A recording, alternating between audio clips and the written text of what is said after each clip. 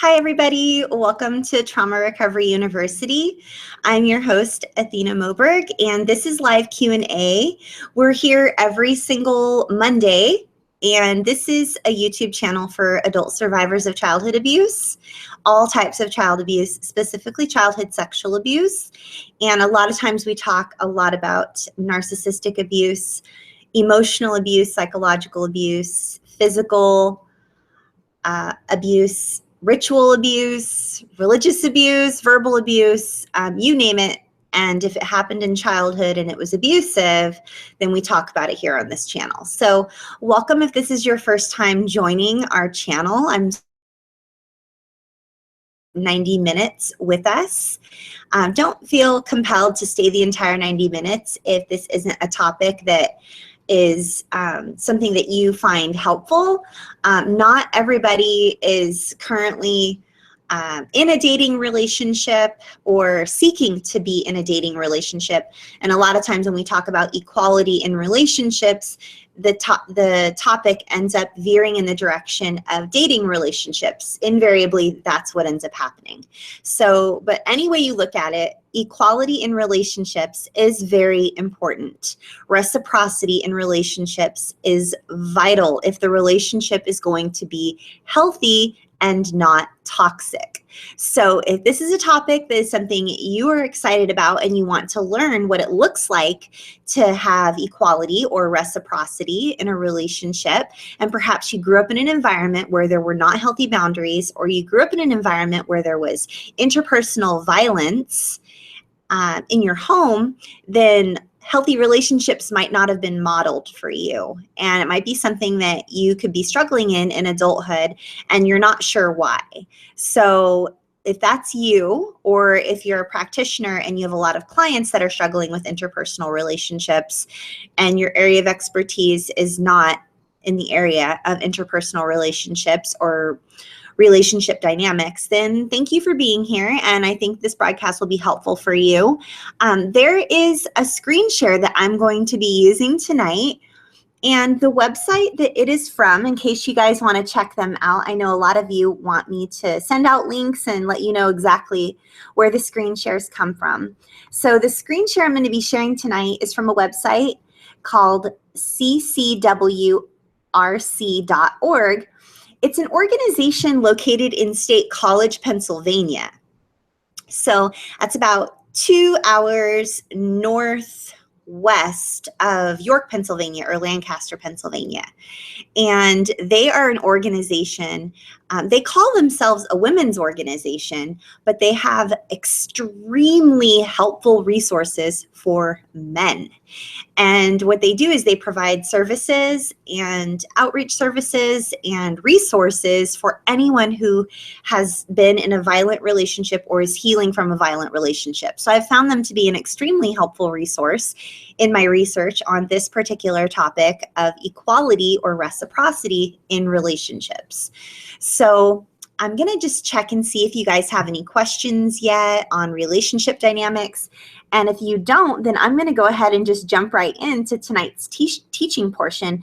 And that will leave a lot more time for your questions afterwards, since this is live Q&A.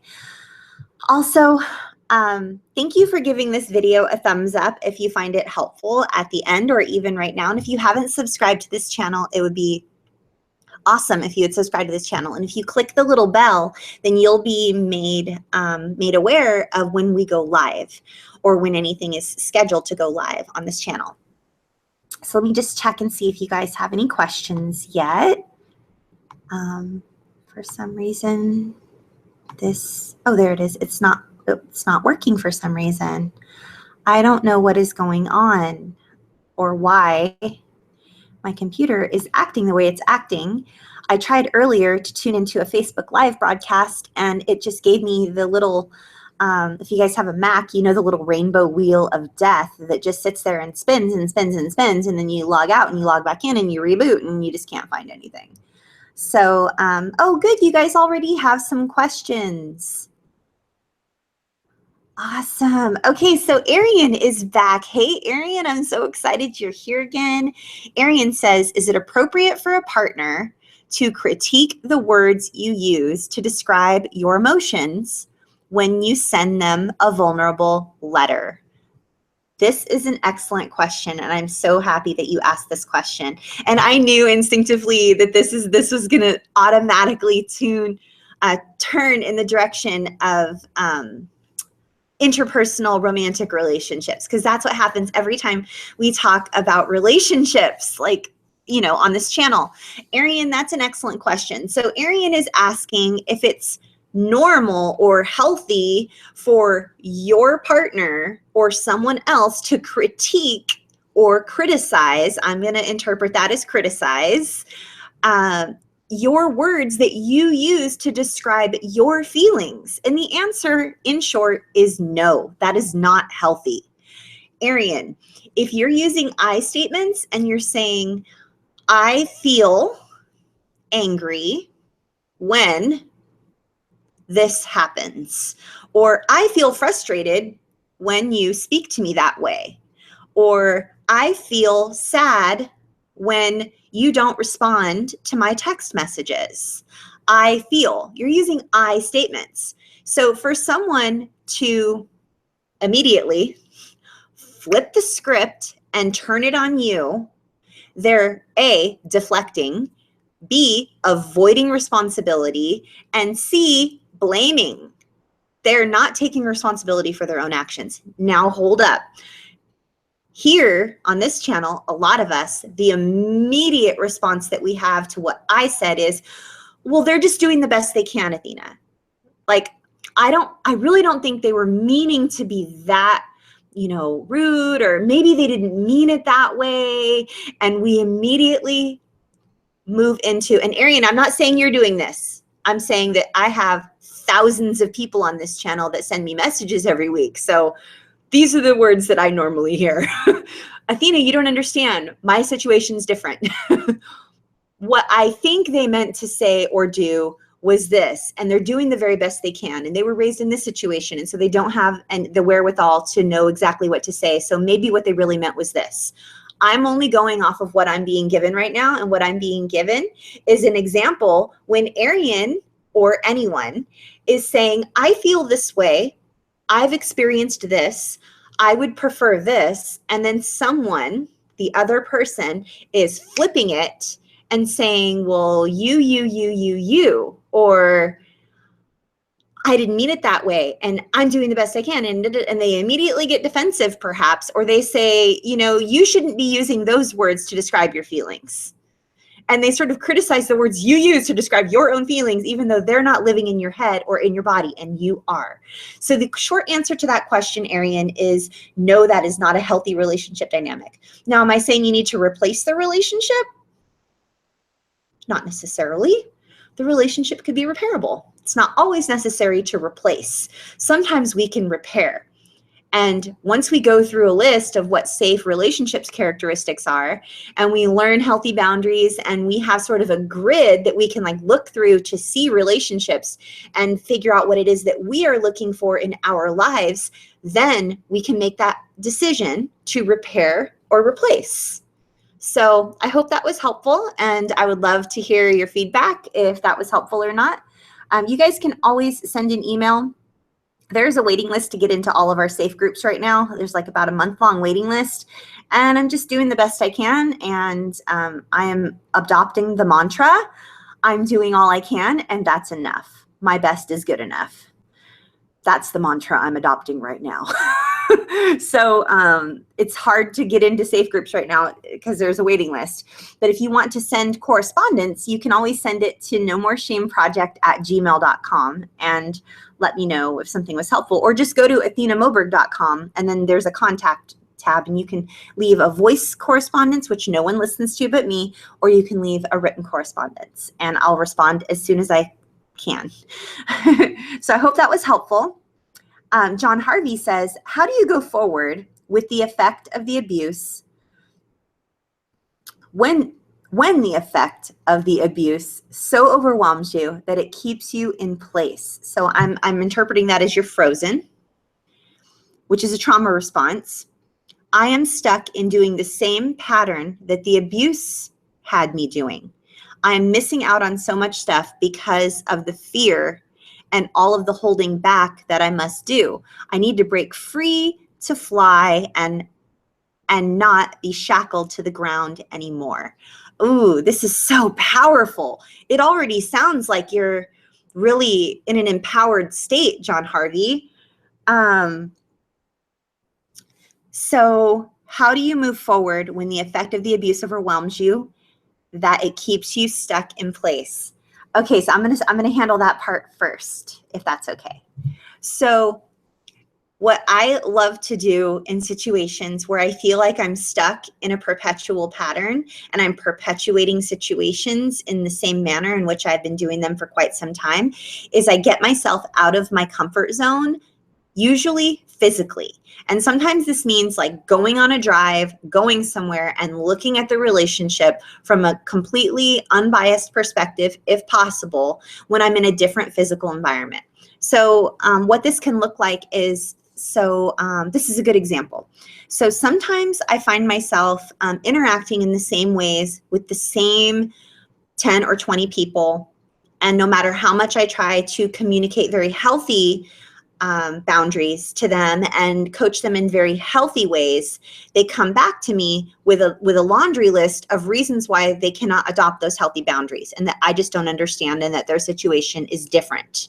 So in order for me to know how to respond to that, I get myself out of the place where I normally correspond, which is my office, or right now in this 1-bedroom place I'm living in for the next year, my bedroom / studio / office. So what I'll do is I'll get my laptop and I will, or if you don't have a laptop, you can take a tablet or your phone or something, or even writing utensils. And I go to a coffee shop and I sit in an area where I don't know if y'all live in a small town, but like when I go to a coffee shop, if I go to a certain coffee shop, which is my favorite coffee shop, every person that walks in the door comes over and wants to say hi because it's a small town and that's what you do. So I do my best to go to an area of town or a different coffee shop and sit in an area of a coffee shop where my back is to the door, and I put visible headphones on so people know that I'm busy, even if I don't have anything going on in my headphones. I want it to be a subtle like communicator to people. I'm working right now and I'm not able to engage in friendly dialogue. So I know that sounds like it might be just a little bit rude, but you know, y'all got to do what you got to do. So I get myself outside of where I normally correspond and I lay before me only the facts, not my feelings about the facts, just the facts. And then once I lay out the facts of the relationship is this. These are the dynamics that are in the relationship. The communication in this relationship is this way. This is the way I normally respond. This is, or in your situation, the trauma has affected me in this way. The way I normally respond in relationships is like this. I'm stuck in this particular pattern. The pattern, this is the key, John Harvey. The pattern that I desire in my relationships is this. Whole different column. Describe the relationship the way that you see it would be healthy. If you have no clue whatsoever, Google healthy relationship dynamics and pick out the ones on and go click on Google Images and then look at the different words that are relationship descriptors, that are healthy relationship descriptors, and write down the ones that you resonate with, that really hit you and they ping you and you're like, you know what, I want that. I want laughter in my relationship. I want there to be public displays of affection. I want there to be mutual common interests. I want my partner to be my best friend. I want us to never raise our voices at one another. Conversational tone in a relationship is important to me. And write down the relationship situations that you're looking for. And then sit there and sort of figure out how it is that you would move forward. And reverse engineer what it is that you're looking for with like where you're at now and take baby steps. You know, maybe the first step in that is asserting yourself to communicate a need. Maybe it even goes beyond that, John Harvey. Maybe you're in a situation where you're so frozen because of your trauma. This is very common, where you don't even know how to assess a need. You're like, if someone asks you if you're hungry or thirsty, you're literally in a place where you're like, I don't know. I'm not sure. Or what would you like? I don't know. I've been there. When my son left for the military, I was like that for a few weeks. I would get asked simple questions like, are you hungry? Are you thirsty? What would you like? Are you cold? Are you hot? Would you like to go somewhere? And all I could get out was, I don't know, because I was dealing with severe attachment trauma. Now, my son going off to the military wasn't my original trauma. It was later on down the road trauma. It was a secondary trauma, which triggered my initial trauma, my root trauma. And so I was going through that phase, a phase of trauma all over again. And I didn't really realize that was what was going on, because you heal all your junk, right? And you think you're done, but we're never really done. We're only just healing. We're healing different parts. And if we're not looking to grow, then we're going to be stagnant. And you guys can picture a stagnant body of water. There's mosquitoes buzzing around, and there's moss, and there's gook, and it's just smelly and disgusting. And I don't want to be stagnant. I want to be fresh, flowing, always moving, always growing in my relationship with myself and with others. And if that's not something you're desiring, this channel might not be for you, because this channel is all about healing. And if you want to be stagnant and you just want to stay in the same place, you know, I mean no disrespect, love you, mean it, but this channel talks a lot about healing and how we move to the next stage of our healing. Not like, let's sit and just talk about where we're at right now. It's about moving forward. We all want to move forward. We all want to heal. Deep down, it's what we want. So sometimes to get where we want and to get to somewhere where we've never been, we have to do things we've never done. So if we're going to get where we've never been and we're going to do things we've never done, we have to think in ways that we've never thought. So that might be moving out of your comfort zone and going to a different place and sitting down where you're surrounded by different smells, different sounds, different things, and looking at what it is that you're looking for. So I hope that was helpful, John Harvey. It was a little, like, I hope that wasn't too general of an answer, but that was a really excellent question. And I know a lot of people are in the exact same situation, and I have been in that exact situation before. So, Katie, hi Katie Lee. She says, I am 29. My abuser, who is my stepfather, still finds me no matter where I go. I have moved states 5 times, changed my name twice, and he has this power over me, and I feel I cannot report him. Ooh, that's tough. Okay, I want to look right at you. You are on YouTube, Katie. Katie, I know it feels like he has a power over you and you cannot report him, and only you are going to be able to make that decision. But you absolutely can report him or continue to move and continue to establish and maintain healthy boundaries. First of all, I'm sorry that he keeps finding you. I don't know how he keeps finding you, but let's find the leak, right? Let's find the leak in the dam. So if you have a dam and you're going that way and you have a dam built, there are obviously holes in your dam. If the water's leaking through and he's getting through and he's finding you, let's find the holes in the leaky dam. Is it he is friending you on Facebook? Is it that your Facebook profile isn't private or secret?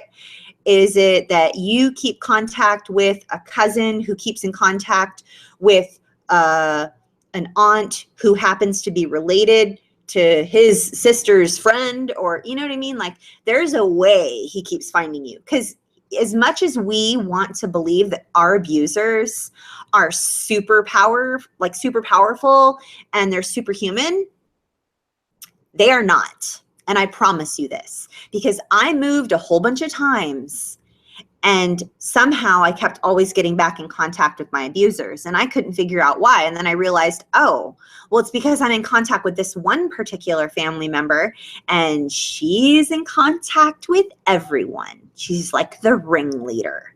And even though I think she's holding my confidence, sadly, she wasn't. In fact, she was the ringleader. So I don't know your whole situation, Katie Lee, but I know that you're not alone and that a lot of us have experienced this. And if you can't report him, you can't report him. That only you can decide that. No one here and no one anywhere is going to be able to tell you to report this person. Only you can make that choice. However, we can tell you how to click and make your Facebook profile private, or make a new Facebook profile and abandon this one.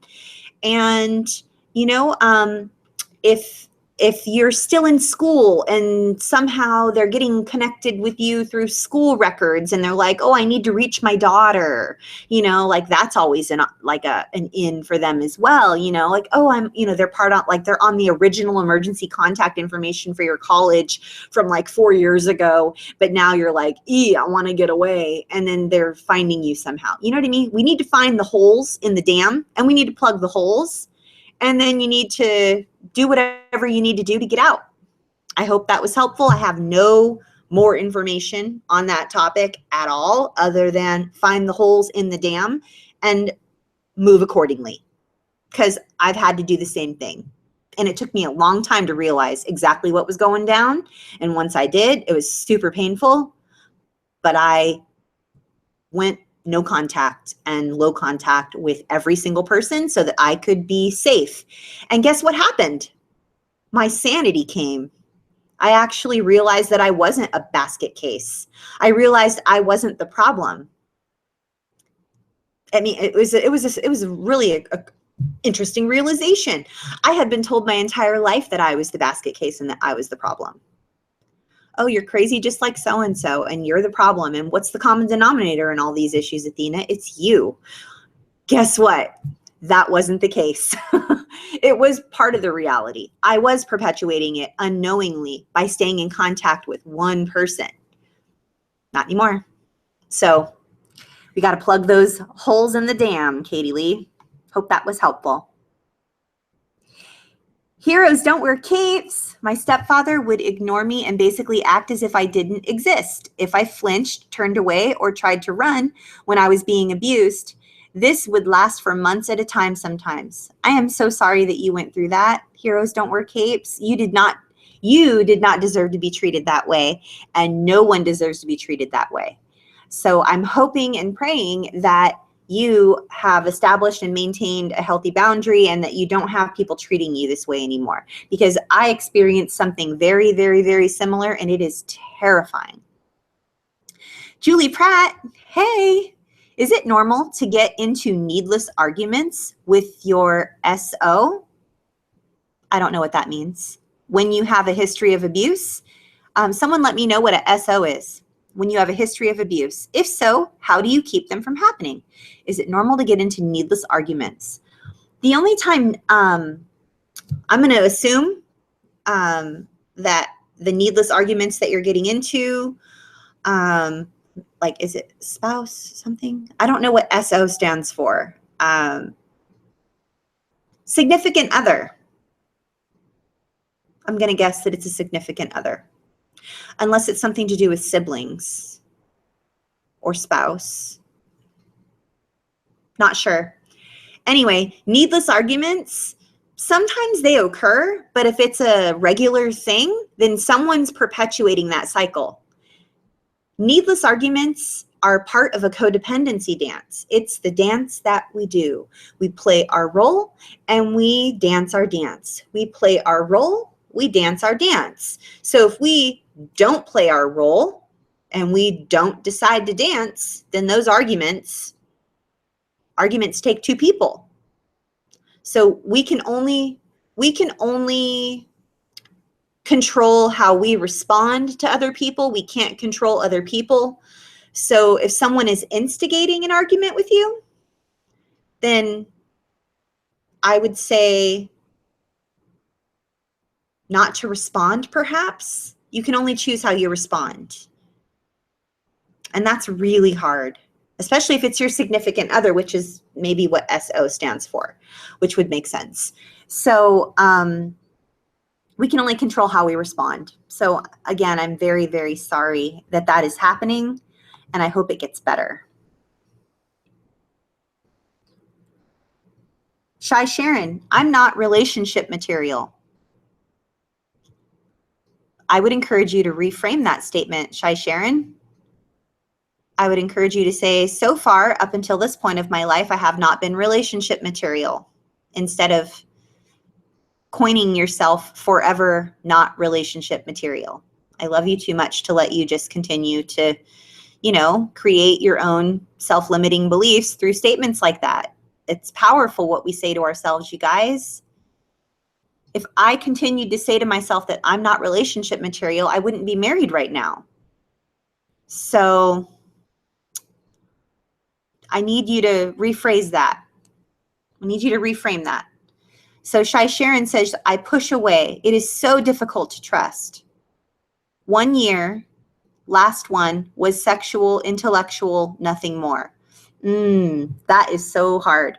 So what I'm hearing you say is, up until this point of your life, you push people away and it's difficult to trust them.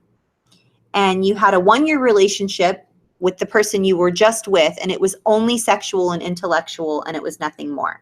So I would challenge you, Sharon, Shy Sharon, I would challenge you to ask yourself exactly what I said to John Harvey. Move yourself out of your comfort zone, go to a place, and I need you to look at what it is you are looking for in a partner. And reverse engineer that to where you're at now, and we'll take baby steps towards that. And it's going to take a while. You guys, we can't unbake this cake. We cannot unbake this cake. This is where we are. We have all the ingredients from childhood to create dysfunction in our interpersonal relationships right now in our adulthood. And we can't unbake that cake, right? But what we can do is bake a new cake. So what that means is we get the ingredients to a new cake, new relationship, and we work towards that. And we think on those things. We don't say, I'm not relationship material. Because I'm telling you right now, Shy Sharon, you are here faithfully every single week. You're here faithfully every single week. And you show up, you participate, you encourage others, you are helpful, you're vulnerable, you're kind, you're compassionate, empathetic. Those are all amazing relationship qualities. Something that I would look for in a relationship. Something that I see in my significant other, which I'm assuming is what SO means. I feel a little bit ignorant for not knowing that. I'm not a relationship guru. I happen to know a lot about healing from childhood trauma. So I apologize if I was a little ignorant in that, you guys. But I hope that was helpful, Shy Sharon. Katie says, the leak is that he is a police officer who has been able to access even sealed court records. SO is significant other. Oh my goodness. I thought maybe I should have known that from the beginning. Katie, I don't have any knowledge or experience in this situation. I really don't. I've never had a client whose perpetrator and predator was a police officer, and now they have access to their identity, even when they change their name, even sealed I've never experienced that. I have zero qualification and knowledge of what to do. I'm sorry that I'm very unhelpful right now. I am deeply sorry.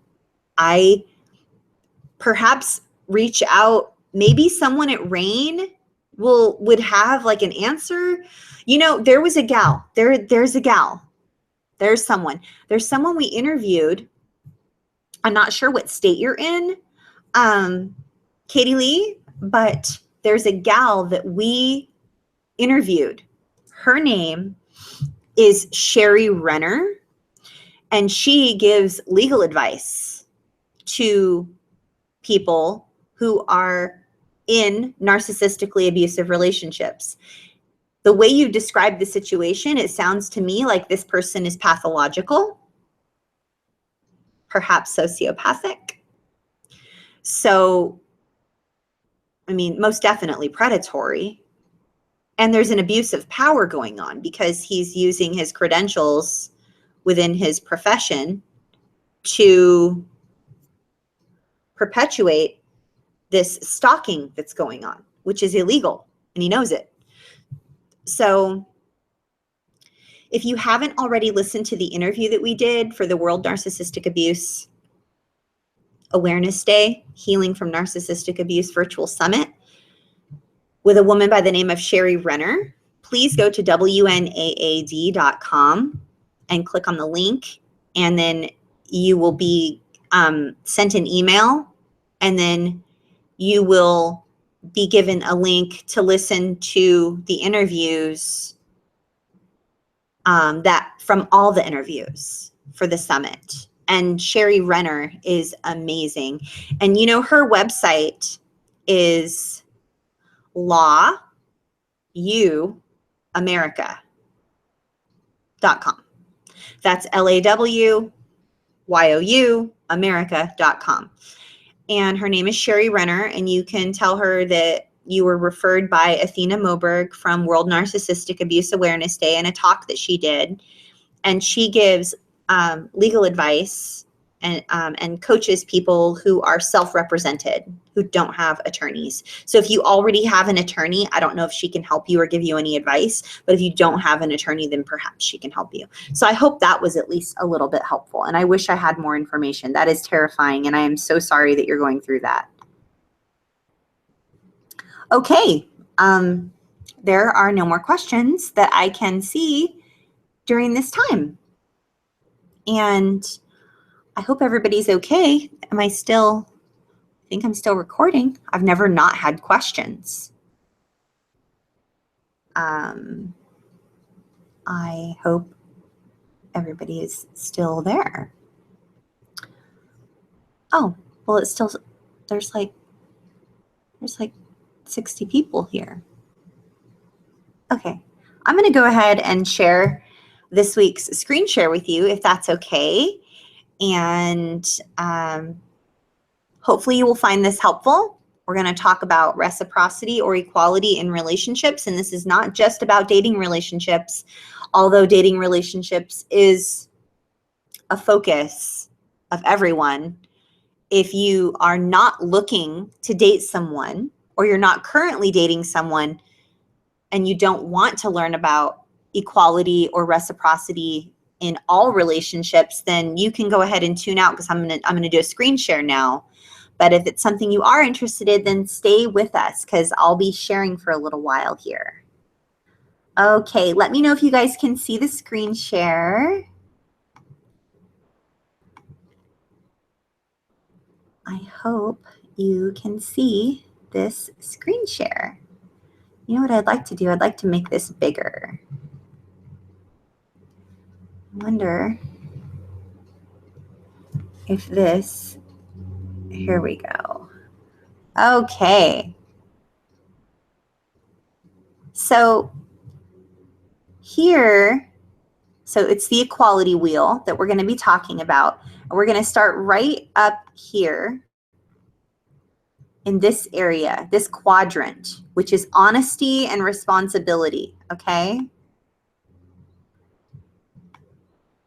So not making excuses for your partner or for your own actions, admitting them when you are wrong, and keeping your word and not canceling plans.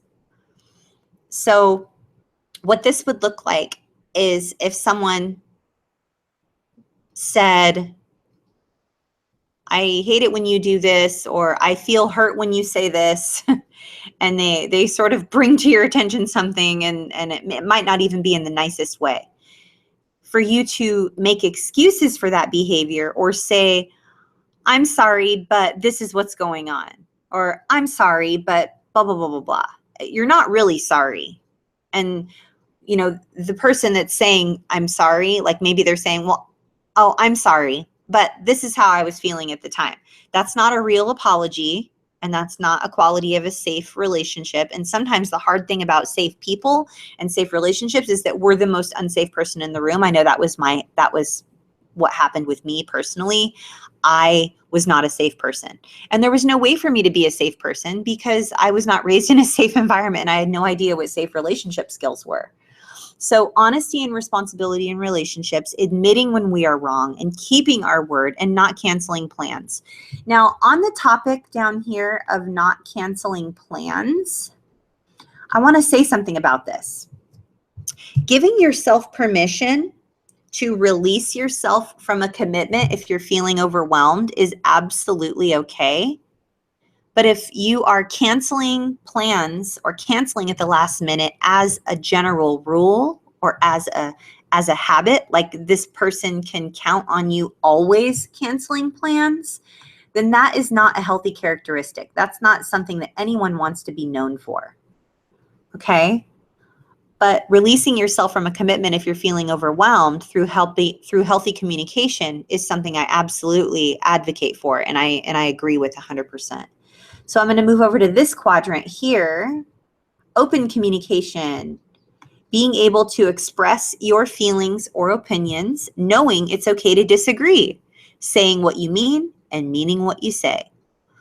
So a lot of my clients, upon first meeting with me, really struggle to express their feelings or their opinions, and most of them don't even know what they're feeling. They're not in touch with their feelings, and that is completely natural and common for childhood trauma survivors. Anyone who has endured developmental trauma is going to have issues recognizing their own needs because their needs never mattered and expressing their needs and feelings and opinions. So if that's you, it's okay. It gets better, I promise. Knowing it's okay to disagree. When you grow up in a violent home or you've experienced developmental trauma, childhood trauma, it is never okay to disagree. In fact, if we were to disagree, there were severe or harsh consequences. And so what that looks like in adulthood is that we will never, ever, ever disagree with anyone ever because we are craving their approval because we believe if we have their approval, nothing bad will happen.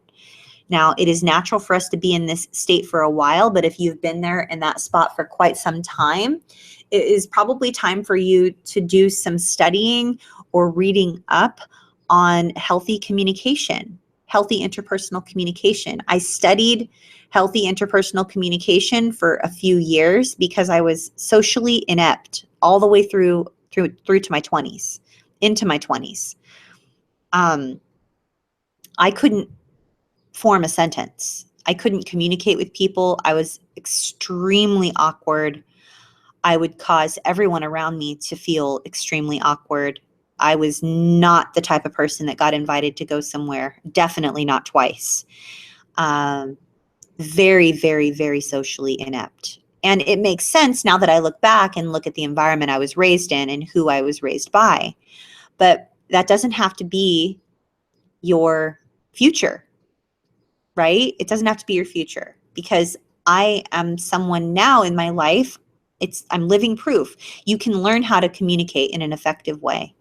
And you can definitely say what you mean and mean what you say once you get past the people-pleasing situation in looking for other people's approval. It doesn't happen overnight though, you guys. It really does not happen overnight. You're going to have to be patient with yourself, and that's the hardest part. We're going to move over here to this quadrant, which is intimacy. Respecting boundaries. Now, it talks about partners, right? Respecting your partner's boundaries, but this is anyone. Respecting your children's boundaries, respecting your friends' boundaries, respecting their privacy, not pressuring them, being faithful. These are things that they are indicating specifically for romantic relationships here, but this is in every relationship. I can tell you right now that I have very deep relationships, very healthy friendships that are very strong. And the only reason the friendships I have are extremely strong and healthy is because I respect their boundaries and I encourage them to assert their boundaries if I notice that they're not. And I respect their privacy, and I don't butt in when it's not my business, unless, of course, that person has shared with me, oh, it's okay to ask me these types of questions. And I don't pressure them to do things that they don't want to do. And being faithful in this context, it's talking about being faithful to your partner and not being with other people, like being in a monogamous relationship. That's something that only you and your intimate partner can choose. I have some clients that I worked with about 3 years ago. They were in an open relationship, and their partner, they discussed with their partner that that was what they wanted. And that was something they lived by. They were not faithful to one another. They, as part of their framework to their relationship, they had an open relationship. Now, that's not something that would ever work for me, ever, because I grew up in an environment where there was a lot of infidelity, and there was a lot of adultery, and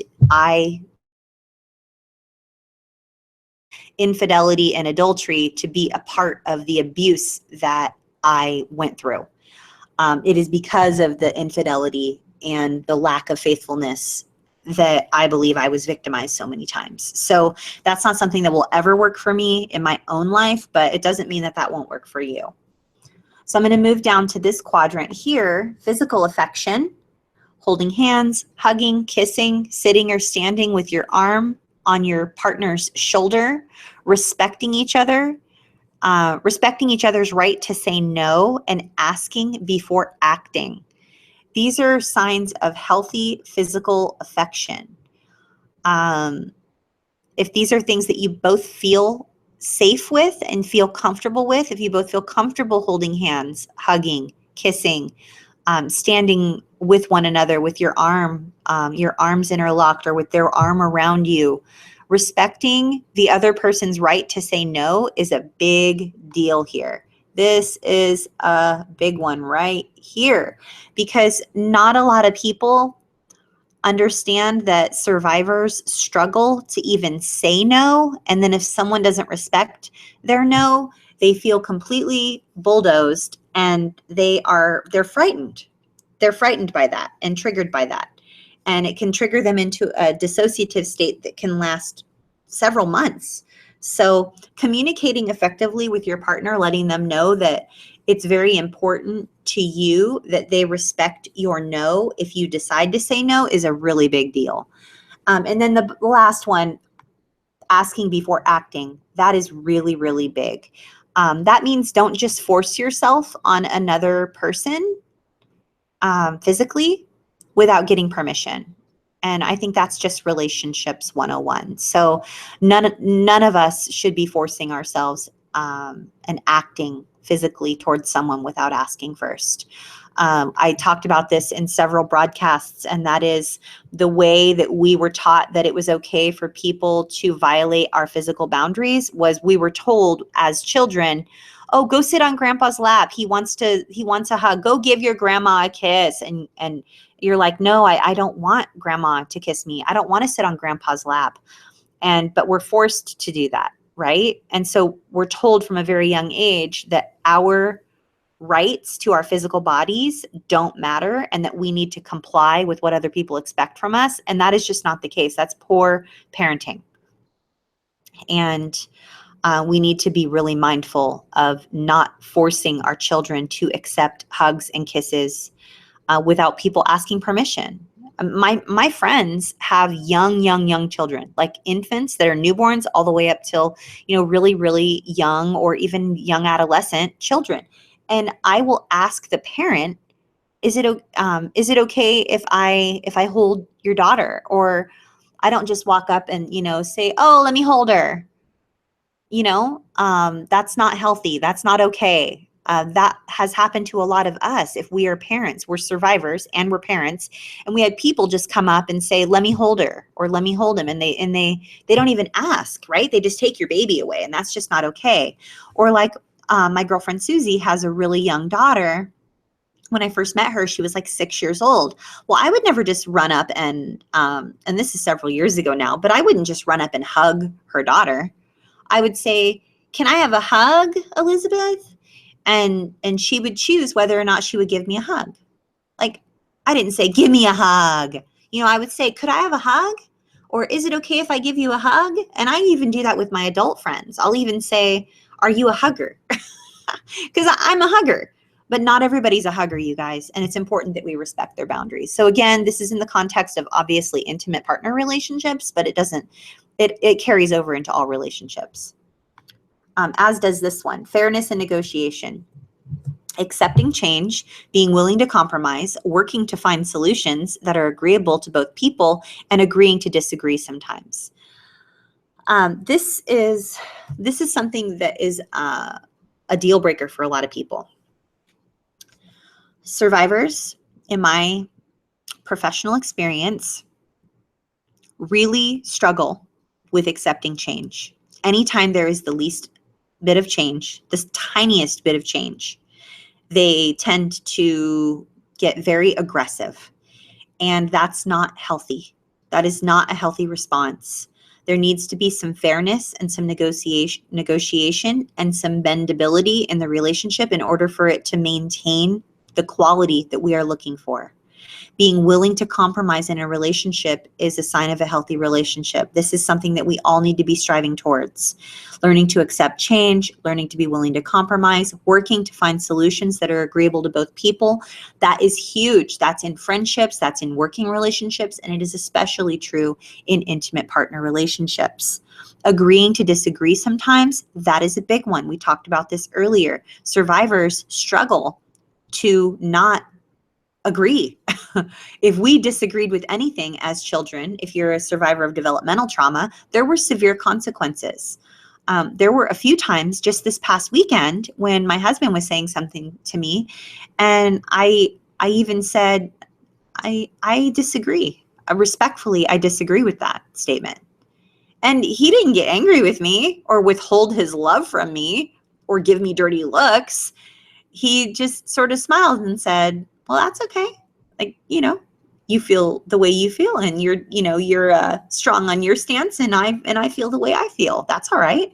And that was okay. And honestly, my husband has taught me so much about what a healthy relationship looks like. He only knows healthy relationships. Like, he was raised within healthy relationships. His parents were very healthy with one another. They didn't raise their voices and scream and yell. And, there were never any like throwing things or slamming of doors, or like there was none of that going on. That wasn't something that was present in the home. So, for him, like, that's just not something that happens ever. And, disagreements happen. It doesn't mean it's the end of the relationship. Now, for me, growing up, if you disagreed with anyone, you were going to get popped upside the head, or you were going to get something thrown at you, like hauled from across the room. You were going to get hit like with an object. And you would pay for it and you'd pay dearly for quite some time. There would be retribution. And just when you least expect it, just when you think they're over it, something will happen, and there will be something that comes up and something really important to you. And you were so excited, like, could I please attend this particular event or get involved in this extracurricular activity? And I remember having one of my people in my family look at me and just smirk and smile, this like satisfied smile, and say, nope. You should have thought about that before you said this, this, and this. And just that smile, that evil, sinister sort of, I guess you'll think twice before you disagree with me, won't you? And those words were even spoken to me. So I'm here to tell you folks that is not healthy. And if you're in an adult interpersonal relationship that has those dynamics, run. One word, run. Run the other way. And if you happen to already be married and you don't desire to run, then seek professional help immediately for you and your spouse, because that is not healthy. Love should not be withheld because you politely disagree with them. Love should not be withheld because you did something different one day than you did it the next. Love should not be withheld from you and a line drawn in the sand where there's no compromise whatsoever if there is healthy communication going on. There just needs to be healthy communication, you guys. There needs to be fairness. You guys need to be able to negotiate and not only love well, but learn to fight well and, disagree well. And what I mean by fight well or disagree well, in a healthy way that doesn't destroy the relationship or the person. Like, don't look to destroy another human because they disagreed with you. Don't tear them down, mentally, emotionally, psychologically. It's so damaging and really, really, really painful. So I'm going to move over to this quadrant here, shared responsibility. And that is making decisions together, splitting or alternating the costs on dates. And that's obviously for someone that's just beginning in a relationship, obviously not a marital relationship. Doing things for each other, going places you both enjoy, giving as much as you receive. Again, there's reciprocity, equality in the relationship, making decisions together. It's not always the way one person wants it and never for the other person. And if you're in a relationship and you tend to be that person that says, whatever you want, that's fine. No, whatever you want. It's all up to you. I'll defer to you. Whatever you want, you choose. And that's something that we're going to need to work on. You are going to need to choose to find a way to figure out what it is that you like. You could be saying those things because you're not even sure who you are or what your preferences are. And we're going to need to take some time to learn what our preferences are, especially if we grew up in a situation where there was interpersonal violence during our childhood or our developmental years. So, obviously in the very beginning of a dating situation, discussing who's going to pay for the date, or, thank you so much for paying when we went to the movies. I would love to take you out for coffee next week. Are you available on Thursday?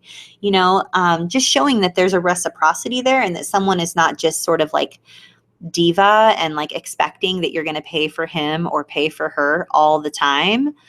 You would be in awe if I shared with you every single one of the situations with a client that I've heard that the relationship was completely one-sided,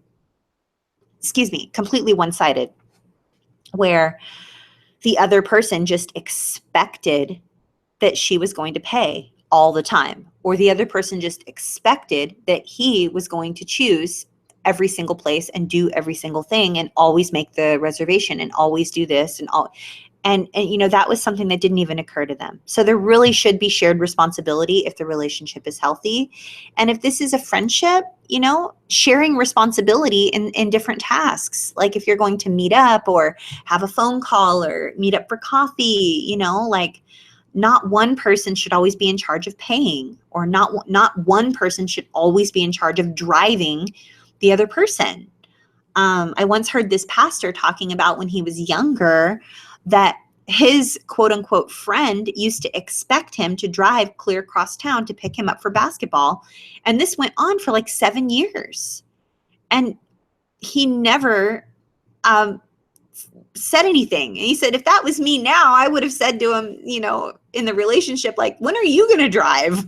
Why you've never even like pitched in for gas? Why do I always have to drive across town, pick you up and then drive all the way back and then drop you back off? And you've never once offered to pay for gas, That's something that we need to be mindful of, you guys. We need to, if we're looking for a friend, we need to be a friend. And if you are not sure what it looks like to be a friend, again, research. I was completely friendless and socially inept, unable to communicate or even carry a sentence or go to a job interview all the way into my 20s.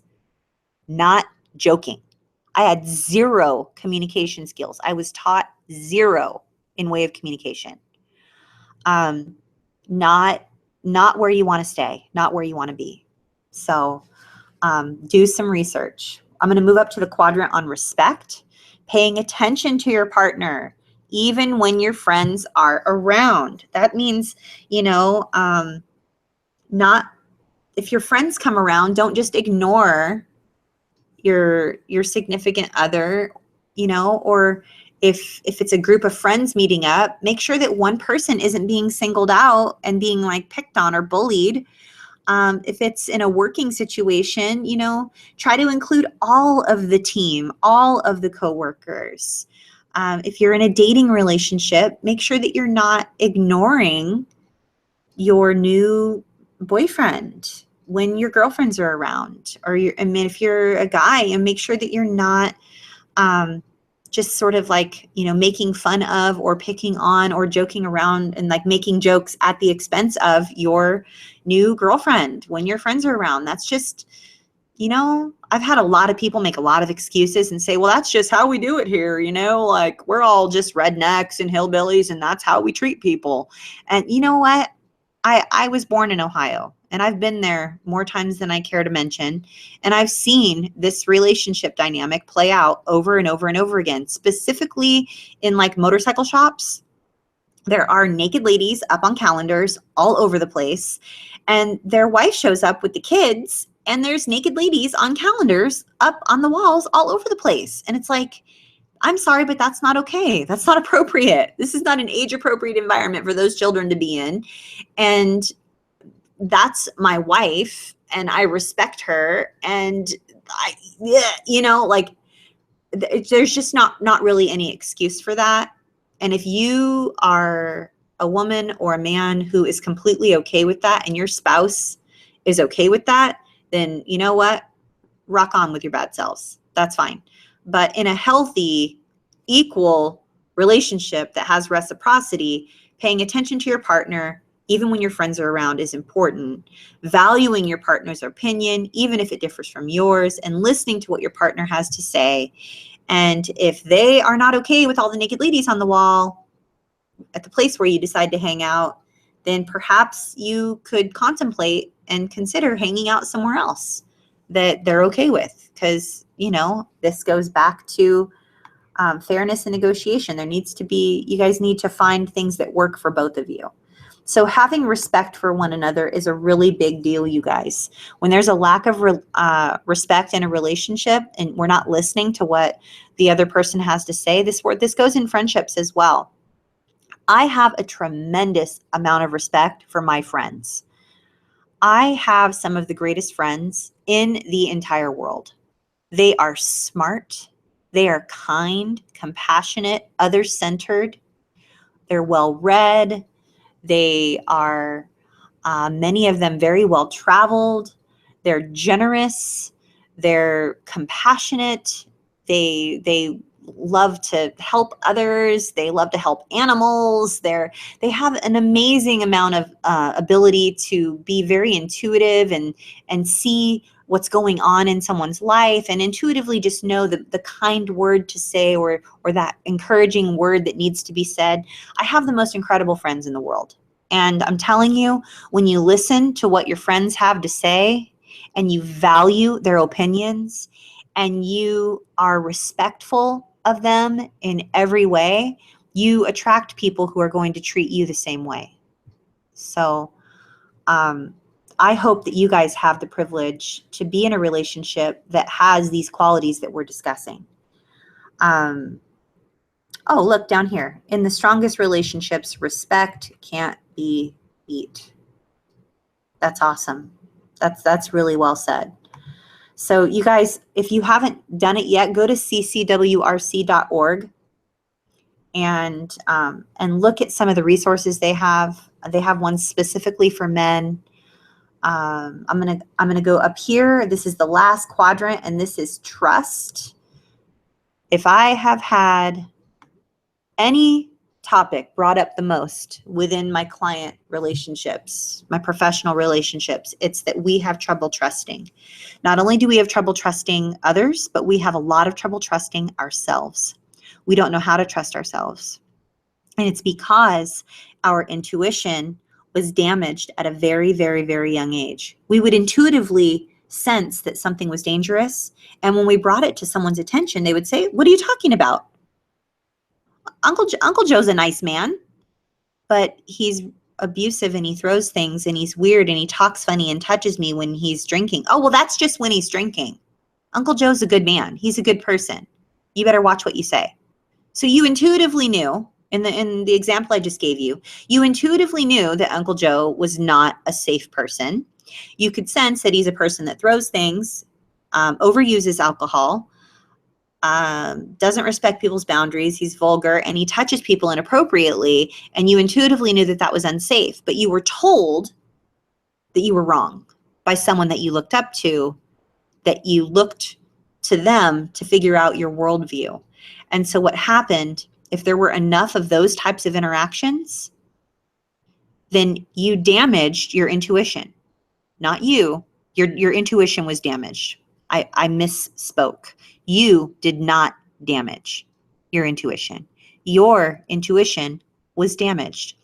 So the way to heal your intuition is through congruence, and that is through thinking, saying, doing, feeling how it is that you think, speak, do, and feel things. And if you don't know who you are and what it is that you want, you don't know how to think, you're not even sure what you want to do, you don't know how to feel, and you really don't know what to say, it's because you're still in trauma. You're still in an abusive situation. That's a freeze response, and that's natural. That's very, very, very common for developmental trauma survivors.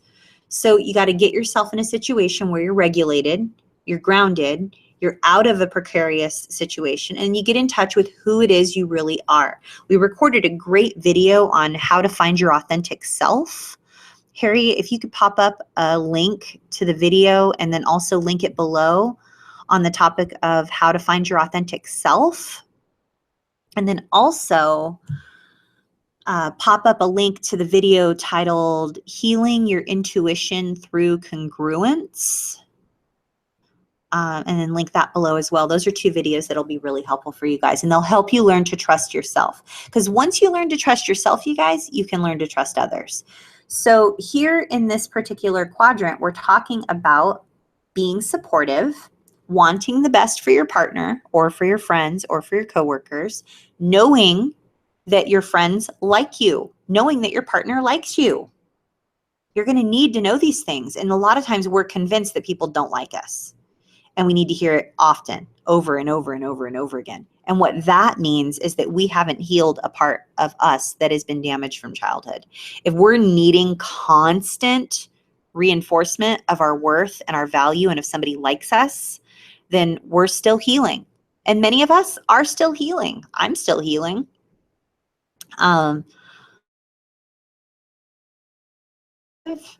He does want the best for me. And he does like me, but I sometimes don't know. I don't feel like he does. I have to ask him sometimes how he's feeling, because I'm not 100% sure. And I'm still healing. We're all a work in progress. The next bullet point is offering encouragement when necessary, knowing when to encourage your friends or your partner, being okay with your partner having different friends. Now, this is something that is widely discussed and often disagreed about. A lot of people will say, well, I want my partner and I, or all of my friends, to all have the same friends, and that's important to me. If you guys can all agree on that and everyone's on the same page, then more power to you. Rock on with your bad self. But what I have found and what I have seen more times than not with my clients and in my own journey, my husband has different friends than I have. His friends are not disrespectful towards me or unkind, but he has certain friends that he likes to hang out with, and I just won't hang out with them. Like, period. I just won't. I'll say, you know what? I have zero desire to go be there at that particular event. I will not be attending. I don't want to be around that person. And I know you love them and they're your friend, and I'm excited for you to go, but I will not be attending that event. And he's like, oh, that's totally fine. I get it. Again, he respects the fact that we have different interests sometimes and we have different friends. There are friends of mine that my husband doesn't hang out with, and sometimes he's not invited. Like, he doesn't always get invited to come hang out with me and my girlfriends. He just doesn't. But I have, we're very respectful of one another. But he does offer encouragement when necessary. And, as far as friendships go, you guys, not all of your friends are going to like one another. And I swear, this particular one here, this part here where it was different people having different friends, being okay with your partner having different friends. This also is like being okay with your friends having different friends and not always getting along with one another. That is an area of contention that I struggled with when I didn't know what a boundary was in my 20s.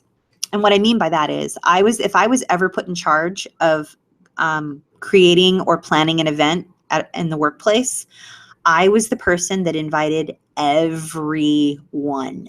Even if I knew there were sort of like warring factions or like, divisions within the organization.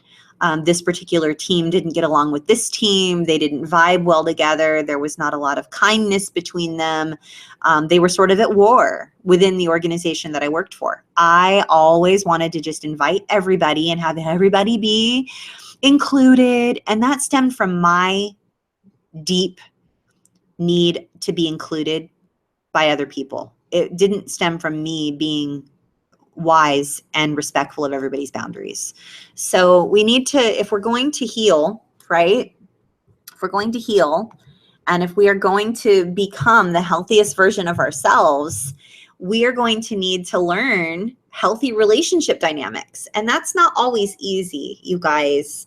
It is not always easy to learn and practice healthy relationship dynamics. It's not something that comes naturally to anyone who experienced developmental trauma. So please be kind and go easy on yourself. That was a really heavy one. This is a really heavy topic. It's deceptively deep if you look at it on the surface. Like, oh, equality in relationships. That's a benign topic that won't be triggering. But it can be very, very triggering, because what we as survivors end up doing is go, I can't believe I don't know this stuff already. I'm such a loser. This is why I don't. This is why I'm not married. This is why I'm not relationship material. This is why I don't have a boyfriend. This is why I don't have a girlfriend. This is why I don't have more friends, because I don't know this stuff already. Well, you guys, you're not expected to know all this stuff already. That's why I'm here. The only reason I'm sharing this stuff is because I learned it. I learned it years ago, but here I am sharing it. And I would never, ever, ever have known it had I not studied it and looked it up and got curious about it, right? I needed to care about my communication skills and care about the quality of my life before I could learn what it takes to have a quality life, right? I mean, hold on, I need to drink water, you guys. I'm like, my voice is going to give out any second here.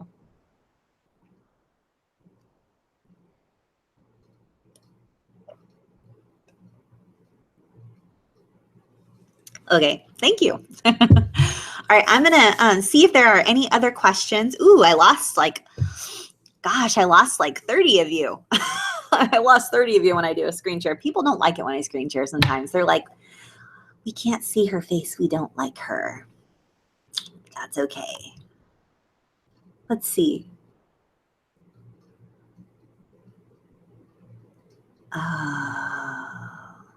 Poppy. Hi, Poppy. Poppy says, is it typical to repeat the imbalances in relationships over and over? How do we change it in the working environment when there are imbalances? And how do you stop yourself from being exploited? Ooh, there's a lot of questions there. Okay, I'm gonna rapid fire these ones, okay? Because there's like a lot of questions and I don't want to I'll just answer as many as I can in the next 15 minutes or so. Is it typical to repeat the imbalances in relationships over and over? Yes, it is typical, unless we learn differently. When we learn better, we do better. When we learn different, we do different. So we have to learn that different is even possible before we can do different. And when we're growing up in a developmentally abusive environment, interpersonal violence, we're growing up in an environment when we don't have secure attachments and love and unconditional love that's not conditional upon your approval or conditional upon your performance. It's impossible to develop healthy relationship skills. You're too busy surviving. You're not learning how to live your life. So it is completely natural for survivors to repeat the imbalances in relationships over and over. The only way we learn to do better is to learn that different is possible. And so that means we have to educate ourselves, and we have to study it, and we have to learn, what do healthy relationships look like, and how do I change this pattern? So a book that would be really, really, really helpful for you, Poppy. There's a book by authors Manerth and Meyer, and it is called Love is a Choice. This is a great book because it lays out different case studies. Like Joe and Cindy have been dating for this long, and Joe feels this way, and Cindy said this. And so it really gives you several different case studies so that you're able to study relationship dynamics and go, oh, and then you see yourself in certain relationships. You're like, I am just like Joe. Oh my gosh, so-and-so is just like Cindy. Oh, I get it, So unless you see it and you're like, unless it's modeled for you, you're not going to know. So you guys, that's a really, really good one. Love is a Choice by Manerth and Meyer. Look that up. I'm telling you, you guys, life-changing. This is life-changing stuff here. Your whole world changes when you relate differently to other people and you relate differently to yourselves. Next question. How do we change it, meaning the imbalances, in the working environment? So this is a tough one. I want to look at you, Poppy. Poppy, in a work environment, changing an imbalance is nearly next to impossible. Why? Because there are so many factors involved, and we can only control us. So the only thing you can control in your work environment is how you respond. And sometimes that's enough. Sometimes we're playing our role, doing our dance. This is the role I play. This is the dance I do. We're in that codependent loop because it's what we were taught. The moment we stop playing our role, the moment we decide not to dance, sometimes everything changes. And that is eye-opening.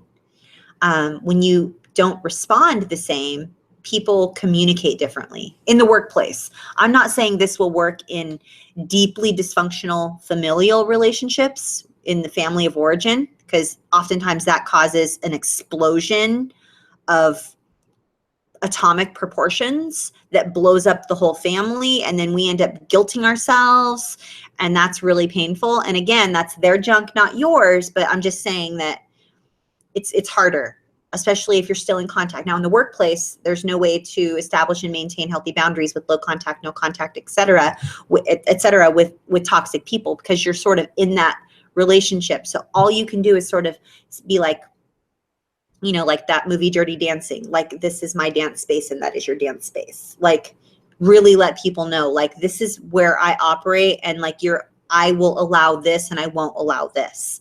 And you can do that verbally and non-verbally. So all we can control is us in the workplace, and that's really hard, but it's so, so true.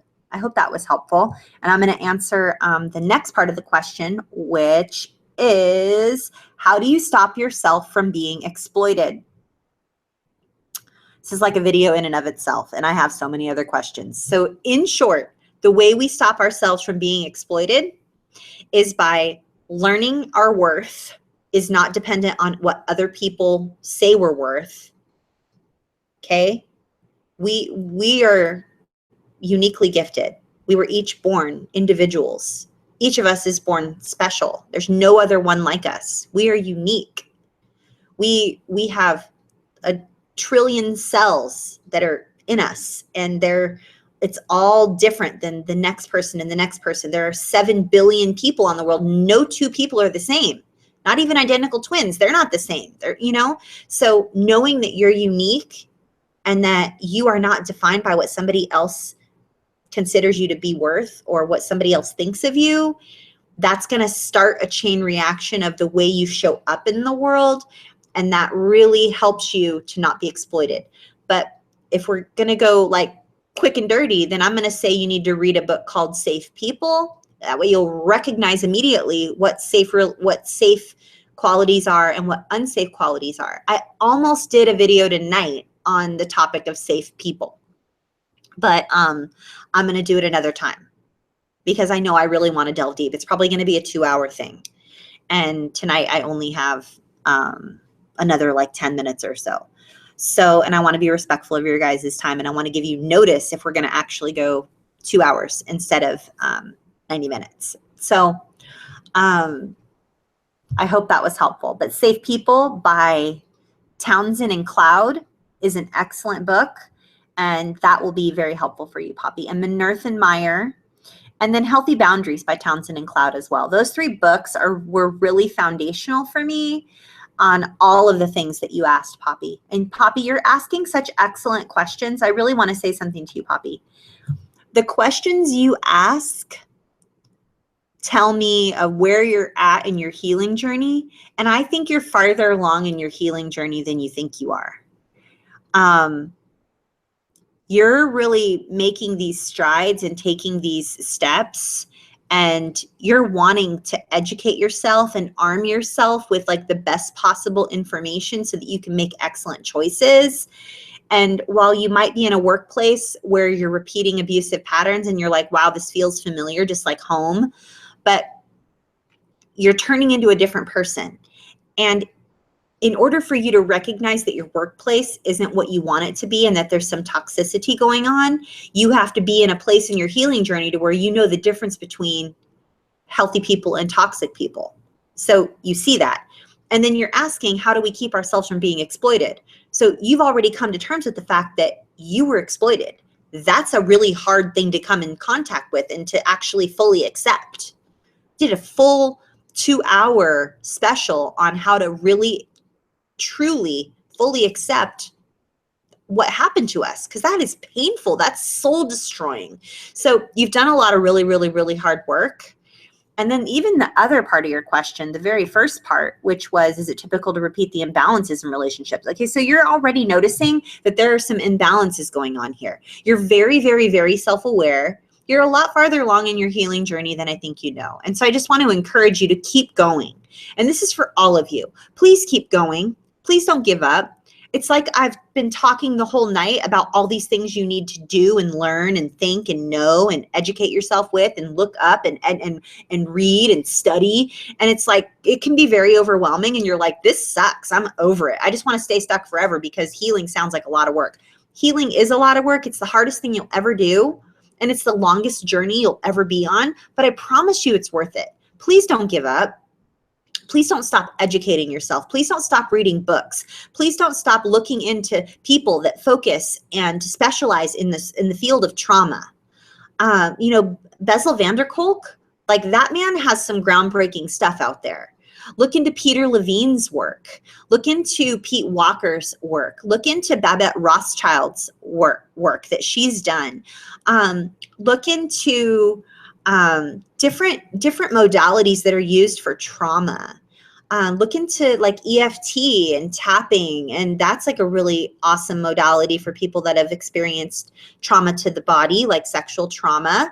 And then, you know, look into different guided meditations, like on that website I gave you guys a couple weeks ago, or maybe it was last week. Sounds True. You know, there are some meditations, there are ways for you to learn to be compassionate to yourself and figure out who you are and what you like and what you don't like without saying to yourself, who am I? And what do I like and what do I not like? Because that's a direct approach and we're never going to get the answers we want. We have to sort of go about it in a different way, which is putting ourselves in an environment where we're able to learn and heal and receive and know and recognize and observe differently than we have before. And that takes a lot of effort. So you guys are amazing and you're asking awesome questions. And I'm in awe of your perseverance. It's really encouraging. Shy Sharon says, it has been difficult for me to voice my needs or wants in a relationship. I have been groomed to serve others, not my needs and wants. I love you, Shy Sharon, because you reframed what you said previously when you said, I'm not this and I'm not that. You reframed it and you said, it has been difficult for me to voice my needs. That is a true statement. It has been difficult for you. And the fact that you even know that it's been difficult for you, or you were able to reframe that, is just a testament to your badassedness. Because that is badass that you were able to take what I said and instantly reframe it and look, wow, it's been difficult for me to voice my needs or wants in a relationship. I've been groomed to serve others, not my needs and my wants. That's amazing. And I want to validate you, Shy Sharon. It is true. It is really difficult for us to even know what we need or what we want. Like, what does that even mean? And our needs never mattered. We were groomed. So I resonate with everything you've said. I validate everything you're feeling. And I'm telling you, don't give up, because it's going to be not too long from now when it's going to be just a smidge easier for you to voice your needs, or even assess if you have a need and what that need might be. I know it. I know you're going to get there. And the fact that you were groomed means that you're not shaming yourself for not knowing better. That's huge progress. And, I'm cheering you on, Sharon. And you encourage me and you inspire me. So thank you. You're awesome. John Harvey says, how do I get past the distrust of people to let them in? John Harvey, the only way you're going to get past the distrust of people is to learn to trust yourself. And I want to refer you to a video about learning to trust ourselves and how to heal your intuition through congruence, and do some research on learning to trust yourself. Educate yourself on that topic, because the only way you're going to trust other people is if you trust your intuition. Why? Because even if you think you trust someone else, subconsciously, your subconscious is like, no. We don't know that person. We don't know what their intentions are, and your subconscious will win 100 times out of 100. So if you learn to trust yourself, because all you can control is you, then all of a sudden your subconscious feels safe. And if you decide to trust another person because intuitively you have gone through your mental checklist, all this happens silently and within just a few moments when you're learning to get to know somebody, and you'll, once you focus and you learn the red flags, you'll notice the red flags. So John Harvey, if you read the book Safe People by Townsend and Cloud, you will see healthy relationships and what safe people look like versus what unsafe people look like. And then you are going to feel so confident in your ability to go, I noticed that that person doesn't take responsibility for any of their actions. They deflect everything. I notice that person tends to lose their temper really quickly. They don't have a lot of patience with people. I notice that person tends to blame everybody else for everything. It's like the thing they do. I notice that that person tends to lie a lot. I notice that that person tends to, and you're all of a sudden, once you see the red flags for what they are, you're going to be like, boom, boom, boom, boom. And then when you get to know somebody, you're going to begin talking with someone, and they're going to be like, oh, I'm sorry. You know what? I neglected to respond to your email, and that was so rude of me. Like, I hope you'll forgive me, because it wasn't my intention to be rude. I don't know what I did. I blew it. I didn't respond to your email, and I'm sorry. And I also saw that you texted me and I didn't respond. And you know what? I'm sorry. I just wanted to tell you I'm sorry. Like, that's someone who owns their shit. They see and they recognize when they've done something that isn't really very kind. They own it. They take responsibility for it, and they don't go, oh, well, sorry, I was busy. Oh, I'm sorry I didn't respond to your email. I was only working 60 hours last week. It's like, nobody deserves to be talked to like that, first of all. But any of us could respond that way, right? Any of us could be like, we're all busy. We all have jobs. We all have relationships. We all have life stuff. We all have people stuff. We all have stuff. And no one needs to be treated that way, right? So you're going to notice safe characteristics in other people, just as you will notice unsafe characteristics. So Safe People by Townsend and Cloud. I feel like a broken record. I hope that you guys know that, like, I'm not sponsored by them. It's just something I believe in. Dominique in the house. Dominique says, ooh, Apollo lying. I apologize for whatever it was you think I did that just devastated you so much, says my abuser. Apollo lying. It's not apologizing, it's Apollo lying. Like they're not sorry, but they're going, oh, I'm sorry that you feel that way and that you. Yeah. Yes, and yes. I think a lot of us can relate to that, Dominique. Hey, Jess. Jess says, how do I deal with work relationship of a coworker claiming feelings for me multiple times? Nothing he does counts. Ooh, nothing counts as harassment, but I am uncomfortable. Also, his two brothers work there. I'm okay with them, but I fear angering them like they think I'm being mean because I'm uncomfortable. Okay. This is a tricky one, Jess, but I'm just going to tell you like it is because I know you're just a straight up girl, okay? I'm telling you right now, Jess, it is terrifying to communicate a need to someone, but if we do it using I statements, it could be the most liberating situation of your entire life. So what I want to coach you and share with you would be a good idea for you to do, even though you fear retribution, your fears are real. Your fears are valid. And the fact that you're feeling uncomfortable is real and valid. So what I would encourage you, if you were a client of mine, I would say, I would write down everything that you're feeling. I would go through it, practice it, look in the mirror, practice it, and say something along the lines of, when you say those things to me and talk about your feelings for me, I feel uncomfortable. And I would prefer if you didn't share those feelings with me because I don't feel the same way. You're nice as a coworker, but I don't desire anything more from you. Not the easiest thing in the world to do, but likely necessary. I've had to do something like this. I was being hit on a lot in the industry I used to work in. I worked in the mortgage industry. And that industry was all about everybody meeting up and everybody having dinner and appetizers and drinks. And there was always hooking up going on and always flirting going on and always like multiple people hooking up with multiple people. And like, hello, I was a single mom. Like that wasn't like, I had no time for that. Seriously.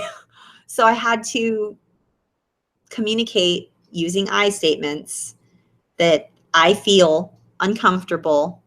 I would prefer if you didn't. I don't share your same feelings. And do it respectfully in a kind way. And if you have to practice it several times in the mirror first, that's what I did. And you know what? Chances are the outcome won't be as devastating as you think it might be.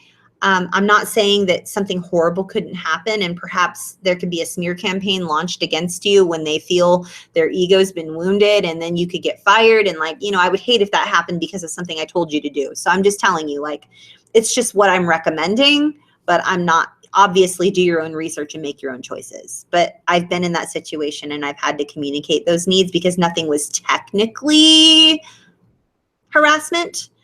But if you're feeling uncomfortable, then that's enough. And, ooh, I just remembered something.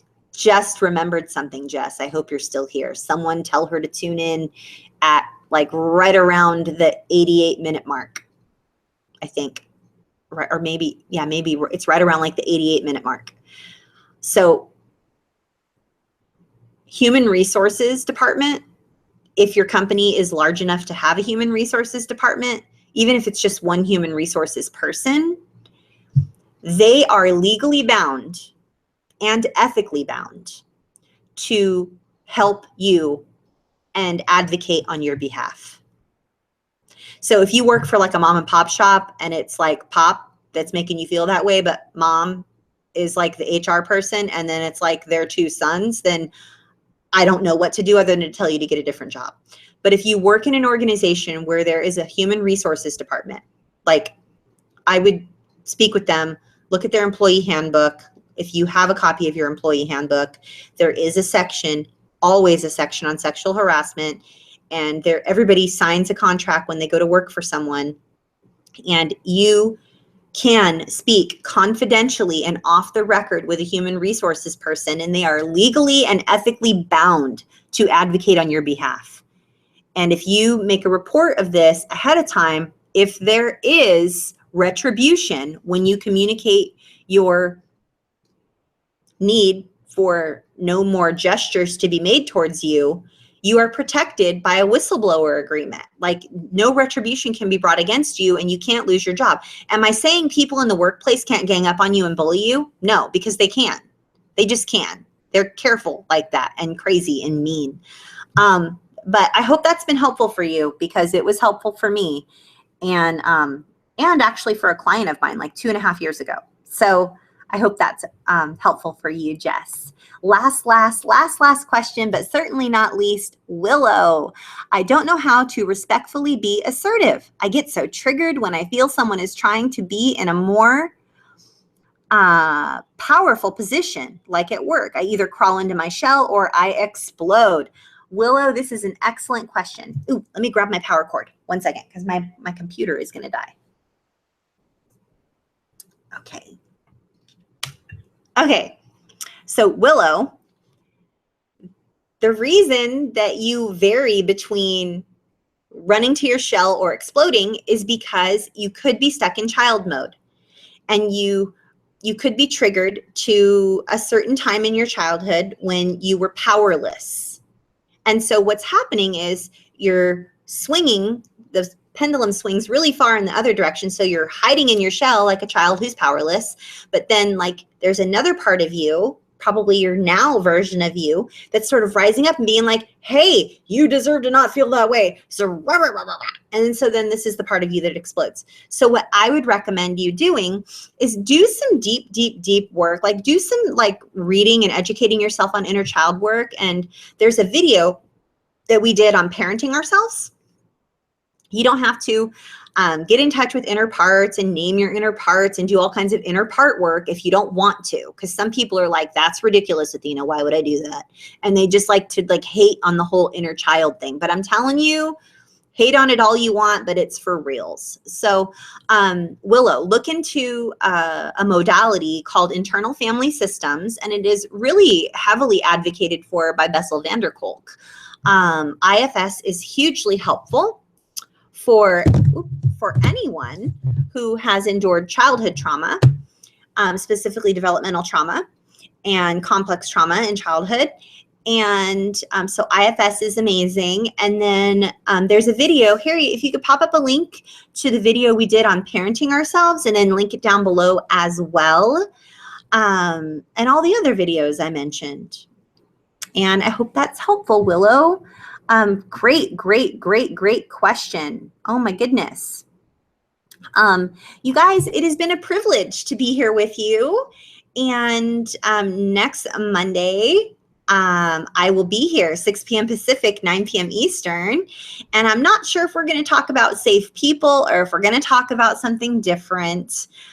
It's kind of a really long topic, and I'm thinking that it has to be like a 2-hour one. So we'll probably be on a different topic than safe people. But it's been a privilege to be here with you as always. I love helping you know that you are worthy of excellent trauma-informed care. And I really want to encourage you to advocate for yourselves, educate yourselves, and know that you're going to heal.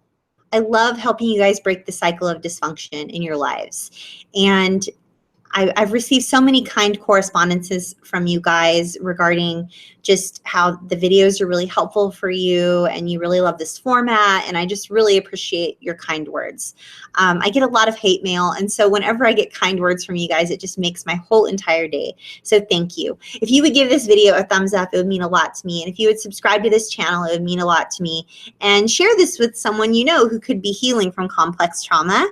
And a lot more to come. I'm starting my own YouTube channel where I'll be playing piano and I'll be sharing my beautiful island with you guys. Lots of like waterfalls and ocean, and island life, and of course talking about my healing journey, because I'm really in a point in my healing journey where my recovery isn't taking over my whole life. And so a lot of you have expressed an interest in just talking about that, and how like just you need to know that that's possible. So it is possible, you know, and I'm really kind of in a different area of my healing journey right now, where I'm focusing more on like healthy eating and healthy food choices. And you guys have all, a whole bunch of you have like experienced that and said that you're really interested in that. So that's all going to be happening on a different YouTube channel. This is going to be specifically just the similar topics of really healing from trauma, understanding trauma, talking about trauma-informed care, really just starting your healing journey and knowing you're not alone. And we're always going to have that here. It's going to be the bedrock and the cornerstones of what it is we do here at Trauma Recovery University. But for other things that you guys are asking about, I'm going to start a different channel just so I can remain respectful of everybody's time. So thank you for being here. And my name's Athena Moberg, and I'll see you next Monday, 6 p.m. Pacific, 9 p.m. Eastern. Bye.